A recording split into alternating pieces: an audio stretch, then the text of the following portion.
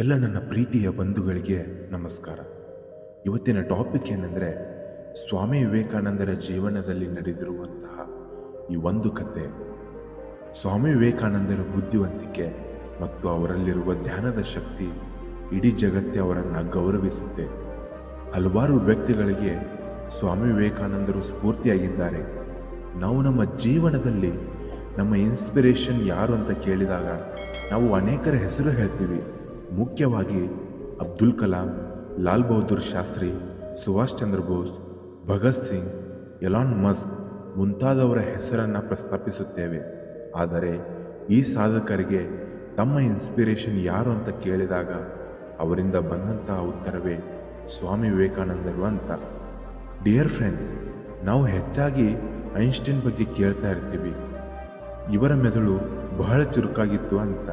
ಆದರೆ ವಿವೇಕಾನಂದರ ಮೆದುಳು ಐನ್ಸ್ಟೈನ್ ಅವರಿಗಿಂತ 3 ಪಟ್ಟು ಚುರುಕಾಗಿತ್ತು ಅಂತ ವಿವೇಕಾನಂದರ ಜೀವನ ಚರಿತ್ರೆಗಳಲ್ಲಿ ಉಲ್ಲೇಖವಾಗಿದೆ. ಶ್ರೀ ಸ್ವಾಮಿ ವಿವೇಕಾನಂದರು ಮನುಷ್ಯನ ಜೀವನಕ್ಕೆ ಬೇಕಾಗಿರುವ ಸ್ಫೂರ್ತಿಯ ಕಥೆಗಳಲ್ಲಿ ಈ ಒಂದು ಕತೆ ಹೆಚ್ಚು ಮಹತ್ವವನ್ನು ಪಡೆದಿದೆ. ಈ ಕತೆ ಒಬ್ಬ ಸಾಧು ಮತ್ತು ಸ್ವಾಮಿ ವಿವೇಕಾನಂದರ ನಡುವೆ ನಡೆದ ಒಂದು ಘಟನೆಯಾಗಿದೆ.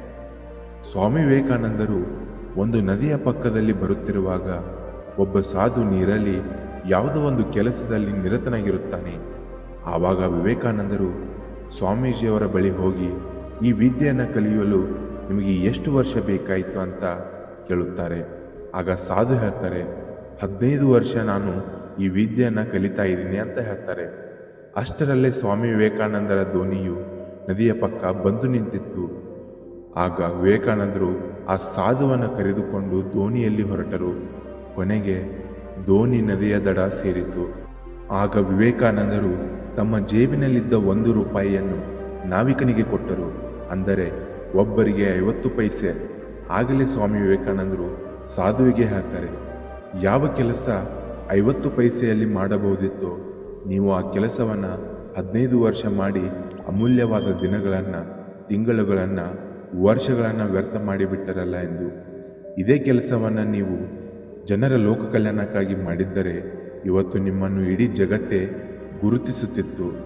ನಾನು ಜನರಿಗೋಸ್ಕರ ಮಾಡಿದ್ದಕ್ಕೆ ಇಡೀ ಜಗತ್ತೇ ನನ್ನನ್ನು ಗುರುತಿಸುತ್ತಿದೆ. ವಿವೇಕಾನಂದರ ಮಾತನ್ನು ಕೇಳಿದ ಆ ಸಾಧು ನೀರವ ಮೌನವಾಗಿ ಬಿಡುತ್ತಾರೆ.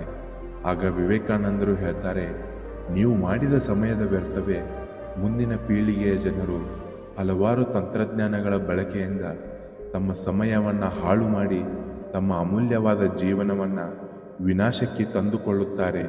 ಯಾರು ಸಮಯಕ್ಕೆ ಮಹತ್ವ ಕೊಡುತ್ತಾರೋ ಆ ಸಮಯ ಅವರನ್ನು ಒಂದಲ್ಲ ಒಂದು ದಿನ ಆಕಾಶದೆತ್ತರಕ್ಕೆ ಬೆಳೆಸುತ್ತದೆ. ಆದರೆ ಯಾರು ಸಮಯಕ್ಕೆ ಬೆಲೆ ಕೊಡುವುದಿಲ್ಲವೋ ಆ ಸಮಯವೇ ಅವರನ್ನು ನಾಶಪಡಿಸುತ್ತದೆ. ಮುಂದಿನ ಪೀಳಿಗೆಯ ಪರಿಸ್ಥಿತಿಯನ್ನು ಅರಿತುಕೊಂಡಿದ್ದ ವಿವೇಕಾನಂದರು ಒಂದೇ ಮಾತು ಹೇಳಿದ್ದು, ಯುವಕರೇ ಏಳಿ ಎದ್ದೇಳಿ, ಗುರಿ ಮುಟ್ಟುವ ತನಕ ನಿಲ್ಲದಿರಿ ಎಂದು. ಸ್ವಾಮಿ ವಿವೇಕಾನಂದರ ನುಡಿಮುತ್ತುಗಳಿಂದ ಯುವ ಪೀಳಿಗೆ ಬದಲಾಗಬೇಕಿದೆ. ಸ್ವಾಮಿ ವಿವೇಕಾನಂದರ ನುಡಿಮುತ್ತುಗಳು